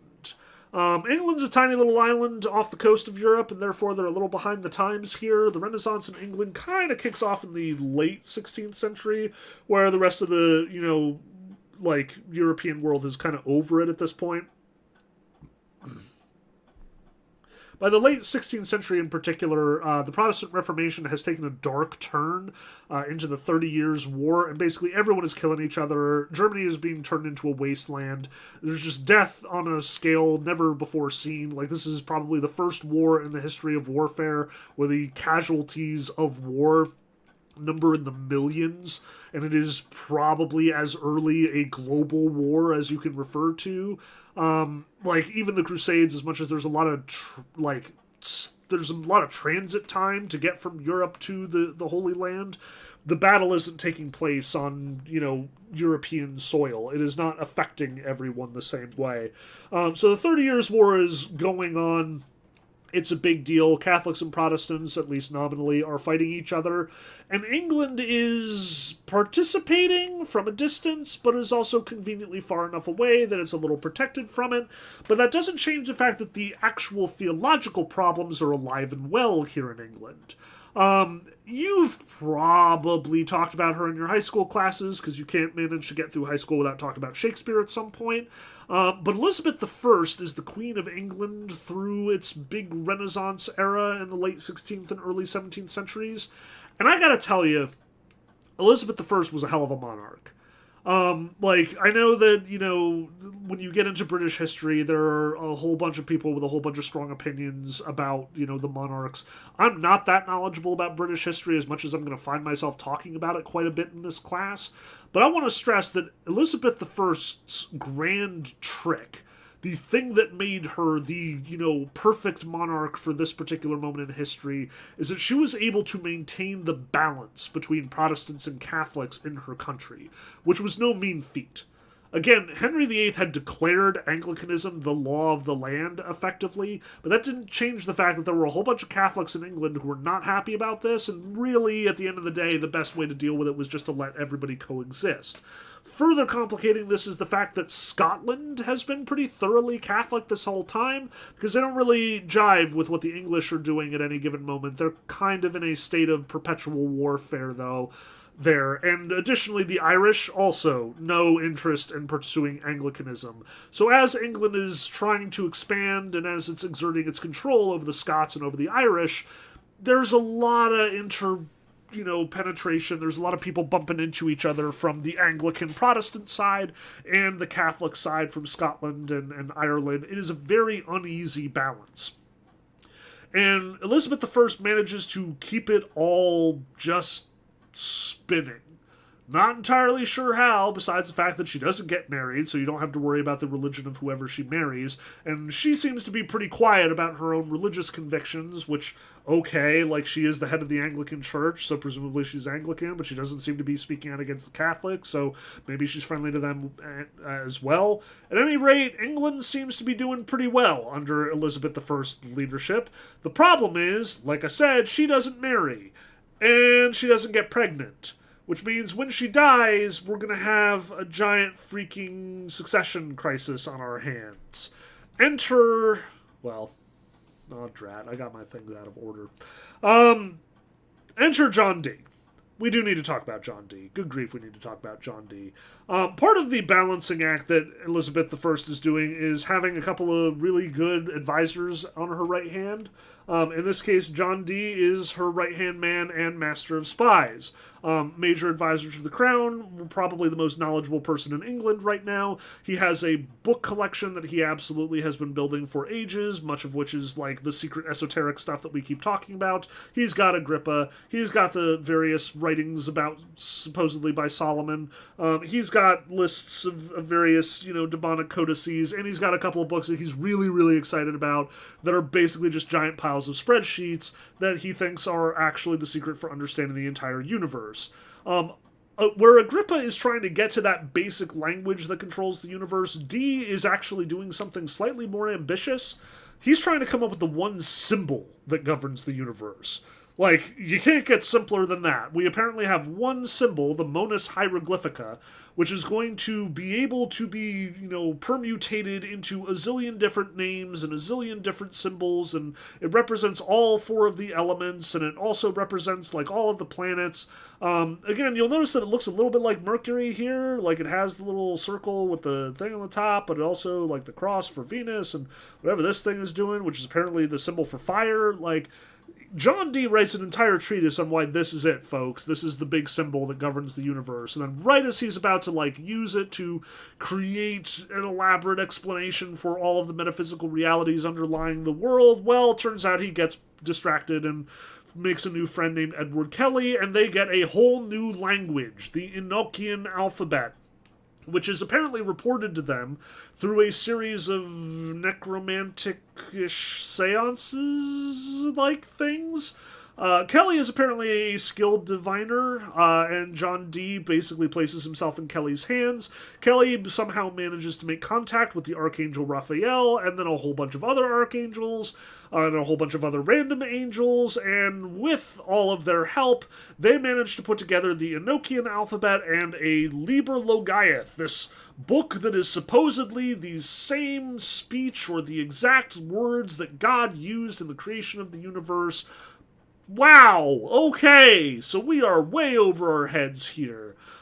So between Dee and Kelly, they managed to transcribe as much of the Liber Logaeth as they can, and they're trying to figure out the Enochian alphabet, and they're getting all these messages, and they're recording all of their interactions with the angels in their diaries, much of which basically breaks down to John Dee asking the angels, hey, when are you going to tell me about all the buried treasure that I can find? And the angels being like, I am here to present you with the book that will explain and initiate the apocalypse. I am too busy to worry about buried treasure. And John Dee will respond, but seriously, I need buried treasure. Like, you guys have been telling me about this buried treasure for a long time. And Raphael is like, dude, focus. Which is hilarious, but also could possibly be because Edward Kelly is kind of a con man and is definitely guilty of, fraud and is condemned for it and possibly imprisoned and executed for it later on in his life. So he could absolutely just be selling Dee a cock and bull story and basically, stalling for time while he just milks Dee for more patronage and finances. I mean, it's also possible. Again, all of this stuff is rather black boxed, so we are going to assume that there is some reality behind it because we have no reason not to, but also, as shady dealings with, the magic and the occult go, I feel like John Dee really sets the stage for a lot of British shenanigans down the road. On the one hand, again, Dee's ambitions here are grandiose. He thinks that this is the text that created the world and the text that will initiate the apocalypse. He believes that he is got a hotline with archangels and angels. He is, in fact, doing what Agrippa was hoping to do with the Hebrew language, coming up with the language by which God spoke the world into being. Dee, however, doesn't necessarily want to make the world into something. Again, he is kind of preoccupied with buried treasure. But also, again, Spy Master, he is looking for the language so he can understand the world, so he can derive the nature of the world from the permutations of the letters and the names of the angels that he reveals and summons. He's looking for information, not necessarily for omnipotence here. Again, Agrippa, maybe omnipotence. John Dee, so far as I can tell, not so much. But again, my knowledge is limited because I don't read Latin, and the English translations suck here, and also, spreadsheets! Oh my gosh! Magic via spreadsheet. How much freaking magical spreadsheets are we... Probably not much more after this, honestly. But it's not going to be the last. Turns out there's a lot of spreadsheets and magic, folks. You thought I was, making magic boring? Dude, you have no idea. Just, half of John Dee's books are all just large blocks and tables and spreadsheets of letters and numbers and things that are neither letters nor numbers and things that might be letters in a language that may or may not actually be the one spoken by the angels. Just to further complicate this is often referred to as the Enochian alphabet, even though Enoch has nothing to do with it. The celestial alphabet would probably be more descriptive, but apparently, like, some redactor at some point thought that John Dee was familiar with the Book of Enoch, which he wasn't, because there was no way that he could be familiar with the Book of Enoch. So be aware that if you're going to, take on John Dee for your research project for whatever crazy reason, presumably a masochistic love of spreadsheets, you may need to search for the Enochian alphabet rather than the celestial alphabet, because that's the nomenclature that we scholars have apparently decided upon here because of our own masochistic tendencies. Anyway, that's John Dee in a nutshell. Again, preeminent magician of the British world, the first great magician of the British Empire, and one of the weirdest lovers of spreadsheets that we are likely to find for quite a while, but also possibly just suckered in by a con man. Thank you, Edward Kelly, which, once again, is not the last time we're going to hear about this. So, Elizabeth I running England with a really gentle hand, managing to balance the needs of the Protestants and the Catholics in equal measure. She's got at her right hand John Dee, the great spreadsheet magician, and then Elizabeth dies and leaves no successors, which is bad. So you do a little succession crisis, chase the, Tudor dynasty up a couple of branches, and you get, oh shit, it's James the First. This is bad. Don't get me wrong, James I is actually a pretty decent king, all things considered. He manages the situation surprisingly well. But what's bad about James I is that he's already king in Scotland. And like I said, the Scottish and the British really don't like each other at this particular moment. So this is kind of a big win for the Scots. But the Scots, like I said, are kind of super Catholic at the moment, which is about to get even more confusing. Don't even. We're not going to go that far into it. But James I is definitely super Catholic. Like, everybody knows he's Catholic. So when turns out to be the guy who's going to inherit the throne, the Protestants throw an absolute shit fit. They are convinced that James I is going to undo Anglicanism, that we are going to lose our role in the Protestant Reformation, and that all of the Protestants are going to be persecuted, especially the hardcore, fanatical, radical Protestants, the Puritans, many of whom decide that it's time to, bail altogether, and they sail over to the New World and found that Plymouth colony that you get so excited about in all of your elementary school classes. Yes, those Puritans, that's where they all come from. I want to stress, though, James I is not a bad dude. He's also not insisting on making everybody Catholic. In fact, I suspect as one of his ways of sort of satiating the Protestants and allaying their fears a little bit is he is the engineer behind the King James Bible, hence why it's called the King James Bible. He, however, doesn't necessarily commit deeply to this. Like we talked about, the King James is kind of a mess as far as English translations go. But it has James I's seal of approval, and it gets super popular as a consequence of that, and John Milton using it, and all the other things that we talked about. So James I manages the situation fairly well. Like, he's no Elizabeth I, and people are just pissed at him being a Catholic in general.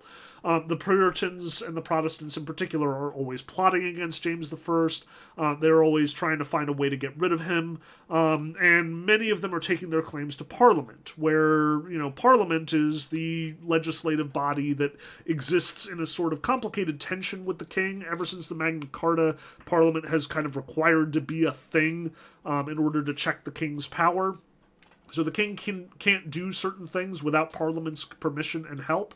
And since Parliament is kind of overwhelmingly Protestant at this point, and also being very thoroughly influenced by the Puritans, there are quite a few noisy Puritans in Parliament at this point, James I has very much an uphill battle to maintain his regency.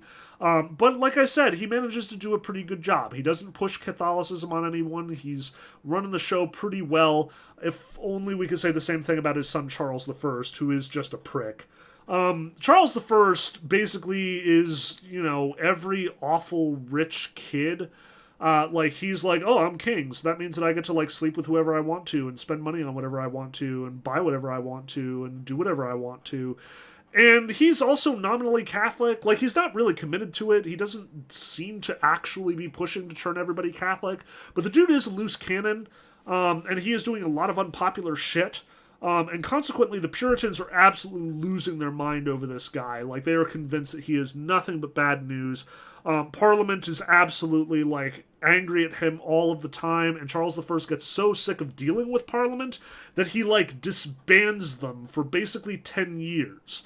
Which is really pushing the limits of what the Magna Carta allows.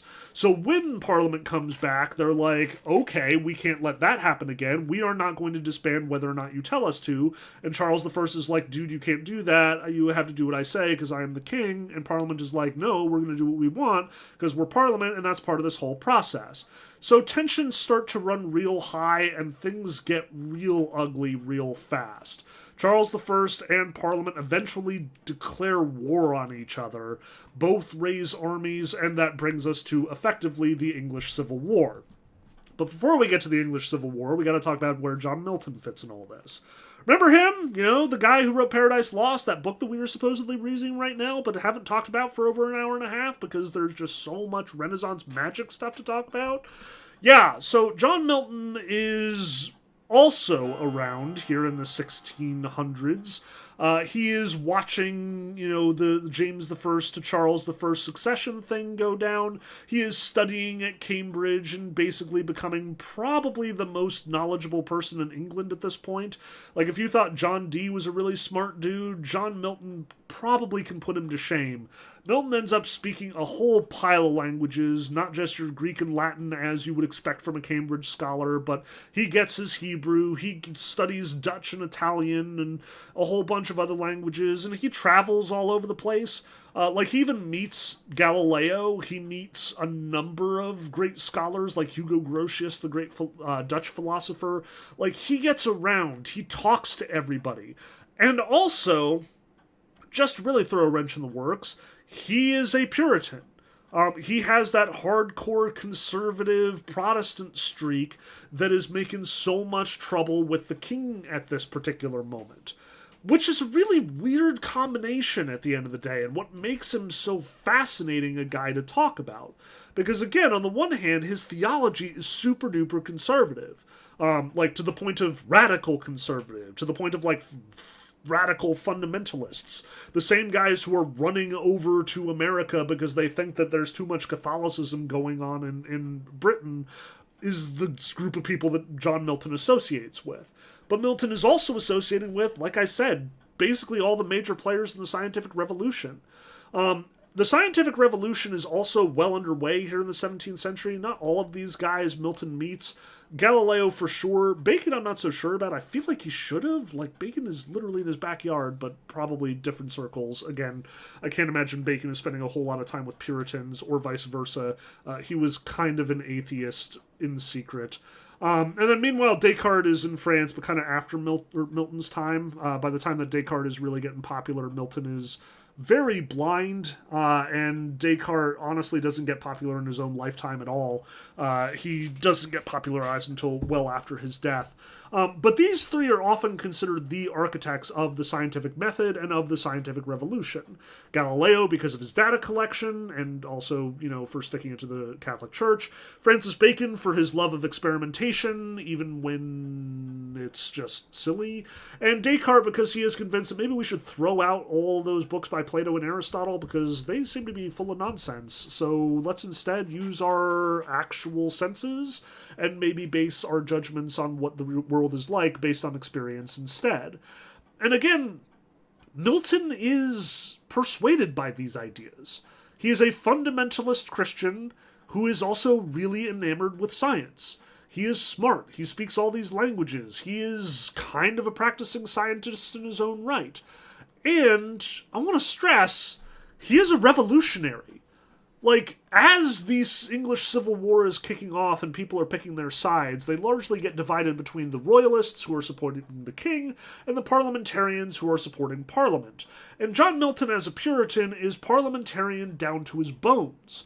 But more than that, John Milton is a parliamentarian because he supports the right to revolt. Like, this is where we really get into some, like, space-brained stuff here. But the Protestant Reformation, remember, is very much upsetting the established order. The Protestants, in fact, have a lot of conversations about what their role in politics is going to be.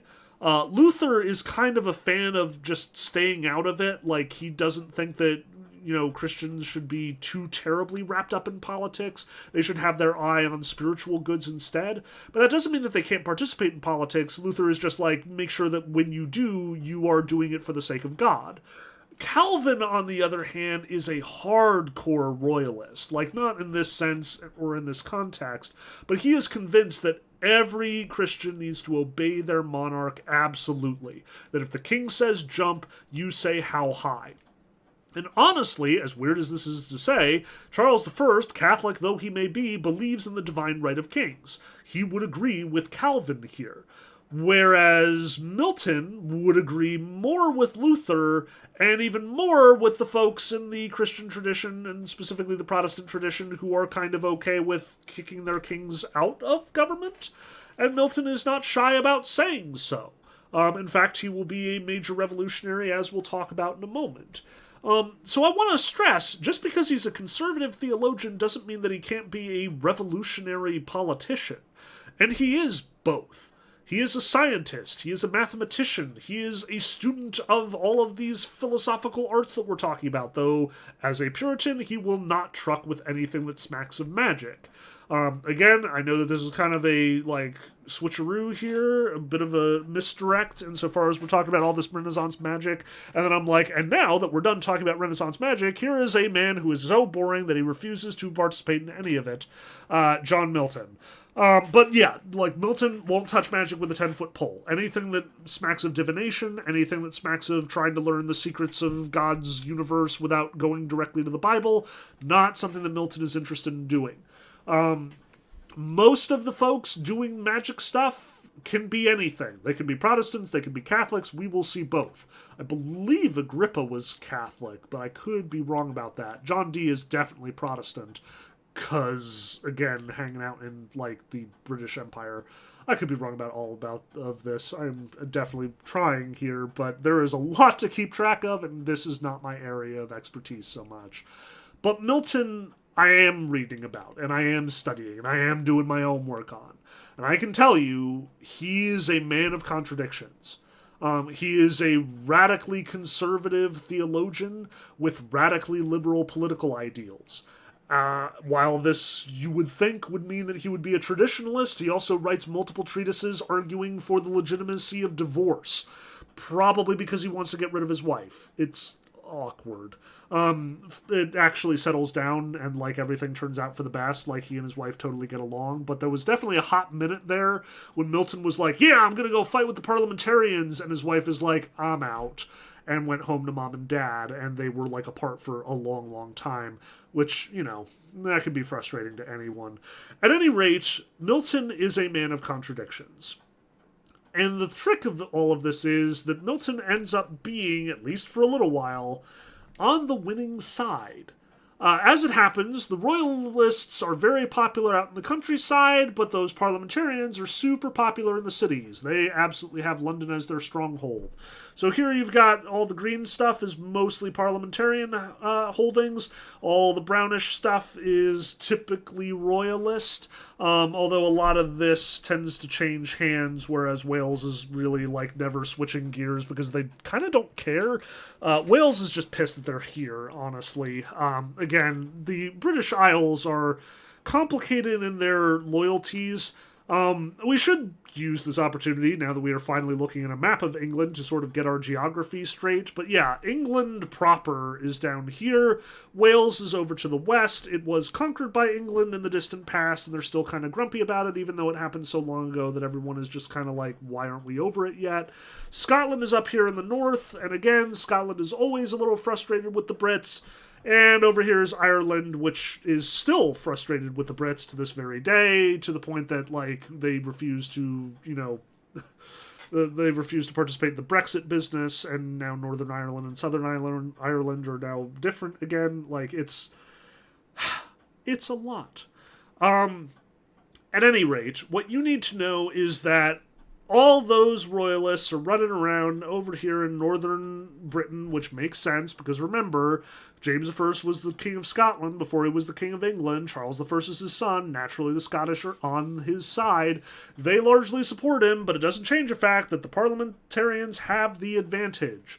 And after a series of battles, which I believe culminate right around 1648, they get him. Like, they capture Charles I, and they're like, okay, now what do we do? And then they're like, I guess we execute him for treason against the state that he is the king of. And they do. In this horrific execution, which is apparently observed by this guy, Jan Wiesop, because none of the Brits can manage to do their own painting, and they have to borrow the Dutch for it every single time in the 17th century and beyond. But at any rate, they kill their own king. And shit gets real weird at this point. The parliament that was, running the show for a while there and was trying to get rid of the king basically are like, okay, so I guess we're in charge now. So they declare what is known as the Long Parliament or the Rump Parliament. I don't know why it's called the Rump Parliament, though it is kind of hilarious, mostly because I think that probably at this point people were making fun of them, which is totally fine. The Rump Parliament basically is like, okay, we're in charge now. We don't need a king ever anymore. We are going to be a republic. And for what it's worth, John Milton is totally on board with this. Like, John Milton is absolutely gung-ho, let us have a republic, let's not bring back the king. Again, he is all for a separation of church and state, which, again, might sound weird coming from the Puritans, but that's what they're going for, because remember that they're scared of Catholics. So John Milton is 110% behind Oliver Cromwell, when Oliver Cromwell is like, hey, we're free, and we can do whatever we want now. Cromwell, P.S., is one of the major generals who is leading the parliamentarian forces. He was actually in Parliament when Charles I and Parliament were kind of at each other's throats. He's quickly becoming a major leader of this revolution, and very much becomes the de facto leader by the end of it, because, as we're going to actually do a timeline right about now, we will see how he ultimately ends up winning the whole show. So, in 1648, they capture Charles I. In 1649, they execute him. And Milton ends up writing a number of different treatises defending this choice, saying we were totally within our rights to execute our own king. He was totally a traitor and totally, violated the laws of the land. He refused to give us the religious freedom that we were asking for. He refused to let Parliament do its job for all those years. And because of all the publications that Milton makes, the revolutionaries are absolutely a huge fan. So they appoint him Secretary of Foreign Tongues, which basically means that he's going to be publishing propaganda to respond to the Europeans who are scandalized by the fact that they just executed their own king. Like, England and France do a lot of trade and a lot of talking with one another, and the French king at this point is really convinced that he doesn't want to get executed. So there are a whole bunch of European countries who are like, wow, this was horrible. Why would you ever do this? This is monstrous. And they're publishing treatise after treatise condemning the British. And Milton is the one who's responding. He is the one writing treatise after treatise to say, no, we did the right thing. No, we did something that is within our rights. And also, maybe you should try overthrowing your kings while you're at it, though he doesn't go quite that far. In 1652, in particular, he publishes his first defense, where he pretty aggressively defends Cromwell and the Cromwellian regime, defends the burgeoning republic. He seems to be incredibly enthusiastic about it. He is in full revolutionary mode here. It's also worth mentioning that in 1652, Milton is totally blind. This has been going on for a little while. He's been losing his sight for quite a while. But in 1652, all the scholars agree, by this point, he is definitely, certainly blind, and completely blind at that. I mention this because there is something kind of weirdly apropos about this, because in 1653, literally the year after Milton publishes his first defense, in defense of Cromwell, and after he goes blind, Cromwell shows up in the Rump Parliament and basically declares that it's over now. Now, remember that Cromwell is a famous general. He led the troops in their victories against the Royalist Party. This is actually pretty normal in world history territory. When a big-time revolution goes down, typically the winner is whoever has the military on their side. And Cromwell, as the charismatic parliamentarian who does in fact have the ear of the military, can walk into Parliament with a whole bunch of troops at his back, basically holding the entire body of politicians at gunpoint, and tell them they're done, and dismiss them. And he does. He basically takes their toys and tells them to go home. He declares instead a protectorate, and declares himself protector of it. Now, Cromwell isn't a tyrant, or at least he doesn't want to be a tyrant, or there is some gray area here, but it doesn't change the fact that he definitely is positioning himself as a tyrant. He is making certain tyrannical actions here. And this rankles a lot of people.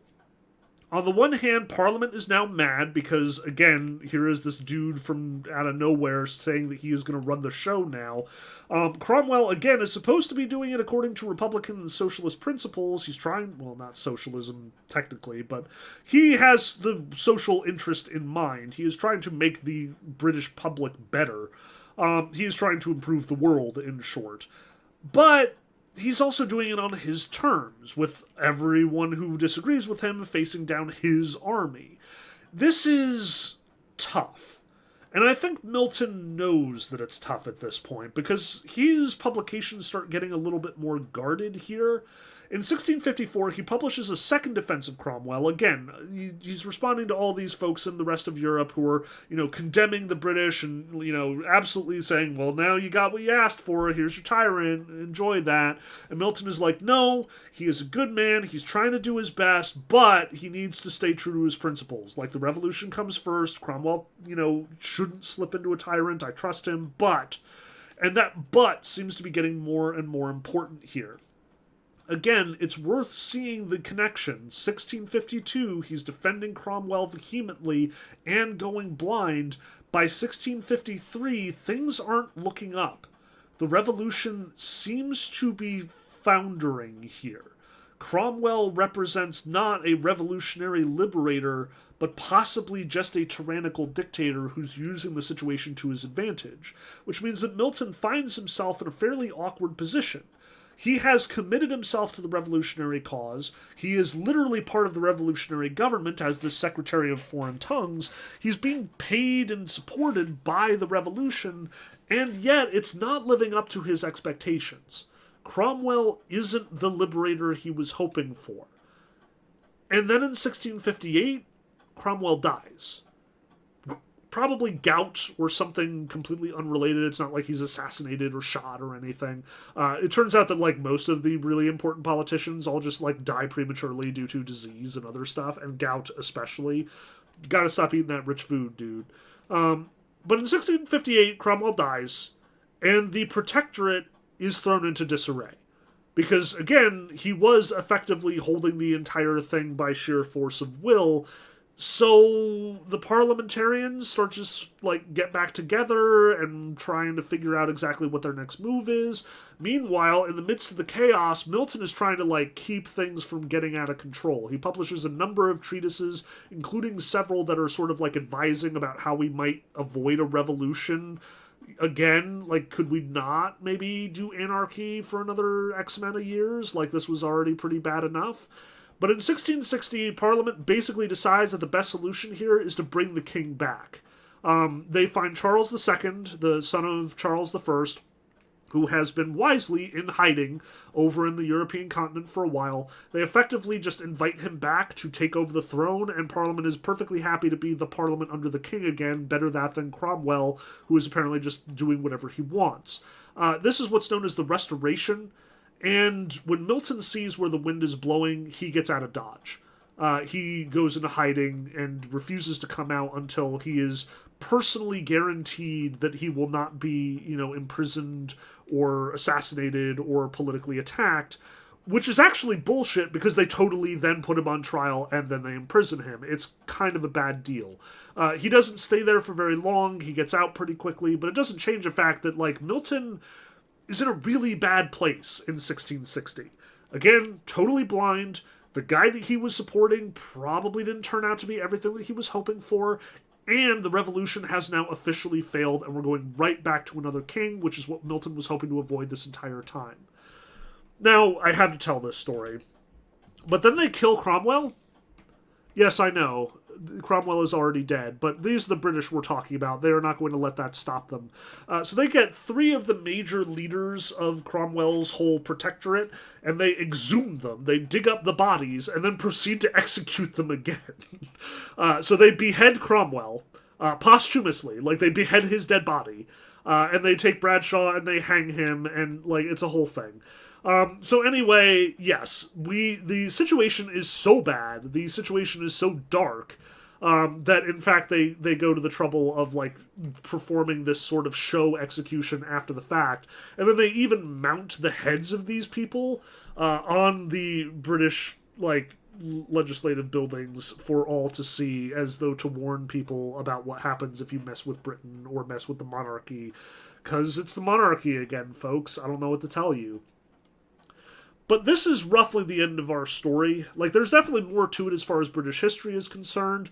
Yes, Charles II is going to rule for a while. He does fine-ish, but the Puritans are still grumpy, and the Protestants are still grumpy. And when James II takes office and ultimately just wants to, like, spend all of his days reading and writing and doing nothing, he gets privately and quietly escorted out of the country and told never to come back, and then they basically just import a king from Holland, because, you know, if we're going to take all their painters, we might as well take their king as well. So James II ends up being deposed again in the Glorious Revolution of 1688, and we do kind of get our revolution in a backward sort of way. Britain still ends up with a monarchy, but Parliament is strongly empowered, and ultimately Milton's dreams are kind of realized in the work of John Locke and his consistent suggestion that the government only rules at the behest of the people, which is a big deal and is one of the foundational documents for our own way of governing the world. But for Milton, the big question here is, what about Paradise Lost?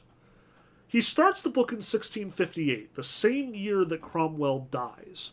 He keeps working on it for the next 6 years, while he is, like, in self-imposed exile and in hiding during the Restoration, while he is scared for his life, possibly even while he gets imprisoned. But he's blind the whole time, so it is common knowledge that he dictated it.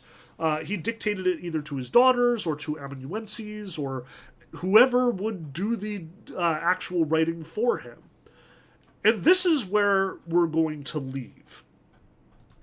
Because we've talked a lot about Satan's role in Paradise Lost, how he is both so alluring and yet why John Milton seems to be presenting him as so evil. How he seems to be a revolutionary fighting against the tyranny of heaven, and yet how he is also adopting tyrannical characteristics in his own right. How he is, you know, insisting on himself as the leader of the angels who have fallen into hell, even as he says that there is no leadership necessary in hell. I think if we look at the history, and if we look at it fairly closely, we can see some of the complexity revealed. I think if we recognize that Milton not just watched a revolution happen, but watched gladly, looking forward to it, hoping for it, and then watching it kind of disintegrate, watch the people that he had placed his faith in fail to live up to his expectations, watch the revolution ultimately dissolve, and watch the old regime come back, we're starting to see at least a little bit better what's going on here. But maybe not so clearly despite that. Because who is Satan, really? Is Satan supposed to be Cromwell? Is Satan supposed to be Charles I? Is Satan supposed to be Charles II? Is he none of them? Is he in sort of accumulation of some of the characteristics of all of them? And if so, then what is God? Here in books 3 to 4, we get God's whole speech to Christ and his whole grand plan for salvation laid out. Would it really be fair to say that God is being mapped onto Charles II, whom, you know, Milton kind of was arguing against this entire time? Wouldn't it be more fair to see God aligned with, you know, Cromwell? Or maybe all of this is wrong-headed. Maybe the political situation does inform Milton's understanding of how revolutions work, but maybe it's his Puritan theology that is more important for understanding how Paradise Lost is organized. Maybe Milton is perfectly willing to ask questions and look at the complexities of human revolutions, but maybe God is the one exception, the one tyrant who deserves his power and who Milton does not see any need to question. It's hard to say. But much of Paradise Lost can't be understood without this knowledge. If you are trying to figure out what Milton is doing here, try and understand why he keeps incorporating scientific details into his book about, the revelation of Genesis 1 to 3 and beyond, maybe this is a bit more of it, because that's what Milton was interested in, because Milton was always balancing his faith against his scientific interests. If you're looking for a political allegiance and how Milton, supports revolutionaries, well, his views are complicated here. And further complicated is the fact that, remember, he's publishing this while Charles II is in charge. Presumably, if he does have some major revolutionary sentiments to talk about, he's not going to publish them at this point. It's a little dangerous to do that, seeing as he's already been chucked in prison once already. So Milton is a complicated guy. He's politically active, and yet he is very unhappy with the situation that ultimately unfolds. He has strong allegiances to people that he has faith in, but those people often end up disappointing him. The world, to Milton, goes dark, quite literally, both because of his blindness and because it is at that same time that a lot of those idealistic illusions seem to be shattered. So as we go forward in Paradise Lost, remember this. These are some of the most powerful tools for interpretation that are used by humanities scholars today. We use the biographical information we can track down, the historical information we can track down to shed light on what's going on in these texts. And while we shouldn't necessarily base all of our opinions and interpretations on them, they are one, or possibly several, important lenses that we should apply. And it will be even more important as we see how Milton is interpreted going forward. Because Milton is a revolutionary. And that's a strange pattern to establish here. These theological revolutionaries who end up in very complicated political and theological situations, who write great works of art, but write complex and occasionally self-contradictory works of art at that. Turns out Milton is just the first in a long line of British writers who fall into these categories, who are idealists and brilliant scholars, who are poets and writers, but also revolutionaries and politicians, who have grand aspirations and who watch those aspirations get frustrated. That might be one of the key themes of this course, as much as we spent the first part of this lecture talking about magic specifically. Maybe this is a different kind of magic. A different way of imposing one's imagination on the world and hoping that it conforms to what you desire and what you will. For next time, though, we don't have necessarily a new method of reading. We've got enough to talk about with the couple that we've revealed now. So as you go forward in Paradise Lost, as you read especially books 5 and 6, where we will get Raphael explaining to Adam the secrets of the fall of the angels and the things that happened before our in medias res beginning in book 1, think about this. Apply what we've learned about Milton's life and about Milton's politics to what we find here in Paradise Lost. I look forward to talking about it with you soon.